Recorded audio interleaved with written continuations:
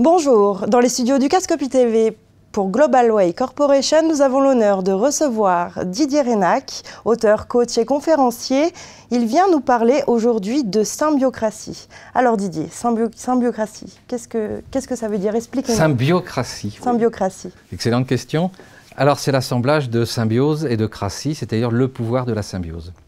Et en fait, on peut dire que certains disent que c'est une méthode, d'autres un processus. La meilleure formule que l'on m'a donnée pour expliquer la symbiocratie que j'ai créée, c'est que c'est proche d'un art martial. C'est un art de management, comme un art martial. Et cet art, en fait, ça repose donc sur une philosophie, comme un art martial, mais aussi sur les mouvements. C'est-à-dire que lorsque vous faites du tai chi ou du taekwondo ou un autre art martial, vous adhérez, ou du judo, oui, vous adhérez à la philosophie, mais vous faites les mouvements. Vous démarrez ceinture blanche pour finir ceinture noire, etc. Mais vous n'arrêtez pas. D'accord. Et donc, c'est un processus que je mets en place dans les entreprises qui permet d'éveiller les consciences, de développer les mentalités, de faire évoluer les comportements et de créer de la motivation, de la créativité et de l'implication. D'accord. Et justement, quel impact la symbiocratie peut-elle avoir justement sur l'économie suisse? Alors, la Suisse a énormément d'atouts par rapport à ce phénomène de la symbiose et le pouvoir de la symbiose, c'est que c'est un pays qui n'a pas de ressources naturelles. Elle ne peut compter que sur le génie des individus, la créativité des individus, l'implication et la motivation des individus. Et on le voit puisque la Suisse exporte dans le monde entier et même classée, je crois, premier en termes de créativité au niveau industriel et dans d'autres domaines aussi. Donc la symbiocratie, c'est vraiment une des clés qui va permettre à l'économie suisse et aux entreprises suisses de passer à l'étape supérieure. On est dans un monde nouveau qui est en train de naître, où les mentalités changent, les comportements changent, les consciences sont en train de s'éveiller. Justement, comment préparer les salariés justement d'une entreprise suisse à ce nouveau concept? En leur faisant faire les mouvements exactement comme un art martial, c'est-à-dire en les rentrant dans cette discipline et en leur faisant prendre en considération qu'il faut enrichir sa culture, on va retravailler nos ambitions altruistes, on va retravailler nos valeurs, on va s'adapter à ce nouveau monde parce qu'il y a des nouvelles générations qui arrivent, qui ne voient pas l'avenir comme les anciennes générations ont pu le voir.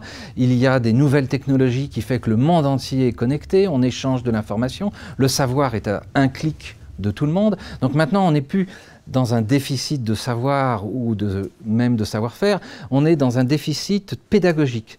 Comment on va exploiter toute cette richesse humaine et comment on va relier ce savoir et cette richesse humaine pour que les entreprises puissent passer, j'allais dire, à l'âge supérieur, qui n'est plus ni l'âge de pierre, ni l'âge de fer, ni l'âge de bronze, ni l'âge dans lequel nous sommes au niveau économique, mais il y a un nouvel âge qui est en train de naître. Nous sommes exactement, en termes de période, à la même époque qu'à la Renaissance. D'accord. Donc il y a une évolution des mentalités. Finalement, non, il n'y a pas d'évolution, puisque, comme vous dites, on a l'impression de revenir en arrière, finalement. Non, on peut comparer l'époque par rapport à ce qui se passe. Si vous comparez la Renaissance, par exemple, je vais prendre des algorithmes qui ont été développés par Leibniz en 1640, je crois, ou 47. Eh bien, on vit toujours sur les algorithmes depuis 400 ou 500 ans. Bon. Donc, il y a eu une rupture à ce moment-là. Il y a eu des créations qui ont créé une rupture dans la façon de penser, dans la façon de voir, dans la façon de faire.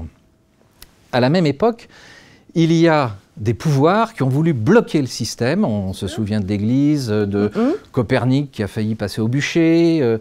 On vit exactement la même chose à l'heure actuelle.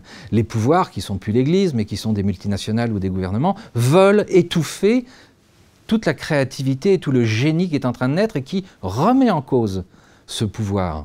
Donc justement, comment percevez-vous l'évolution dans une dizaine d'années? Est-ce que vous êtes plutôt optimiste?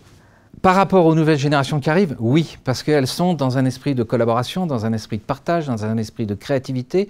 Et je pense que les Suisses ou d'autres peuples ont ce pouvoir de passer à l'action. Parce que justement, il n'y a pas le pétrole, je veux dire, en manne richissime qui nous permet de vivre sans rien faire. On est obligé de se poser des questions. D'accord. D'accord. Donc la symbiocratie, on peut la comparer à une certaine union. C'est un phénomène de symbiose, tout à fait. C'est différent de l'union? Oui, complètement, parce qu'on peut s'unir sans être d'accord et sans qu'il y ait un mutuel bénéfice. La symbiose, c'est vraiment un phénomène naturel qui permet à deux espèces hétérogènes de s'enrichir mutuellement.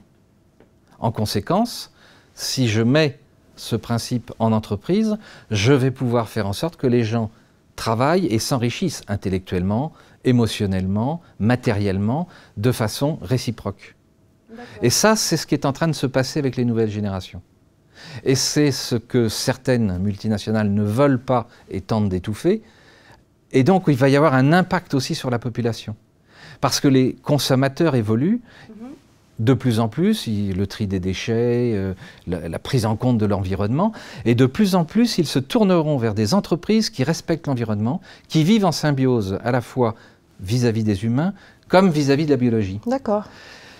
Et à choisir entre deux produits qui valent le même prix, ou même peut-être un qui coûtera un peu plus cher, on choisira celui qui sera éthique, qui sera symbiocratique, et non pas celui qui sera le moins cher. Et ça, c'est en train de se développer. Et c'est très important de considérer qu'aujourd'hui, un employé, c'est un consommateur, mais c'est aussi le représentant de l'entreprise. Donc quand un employé sort de... Chaque personne a son importance finalement. Complètement. Quand un employé sort de l'entreprise en disant « je travaille pour une entreprise qui tue les hommes », bah, c'est sûr qu'il est en train de tuer le marché. Exactement. Vous citez dans votre ouvrage, donc je cite, « Quand vous dites « Ne doutons jamais qu'un petit groupe d'individus conscients et engagés puisse changer le monde ». Êtes-vous justement... Oui, alors c'est Margaret Mills qui soutient cette phrase-là. Et oui, on ne le voit pas à la surface du monde aujourd'hui parce que ce sont des petits groupuscules disséminés qui se reconnaissent et qui parfois même se connaissent entre eux, qui sont déjà en train de travailler en symbiose.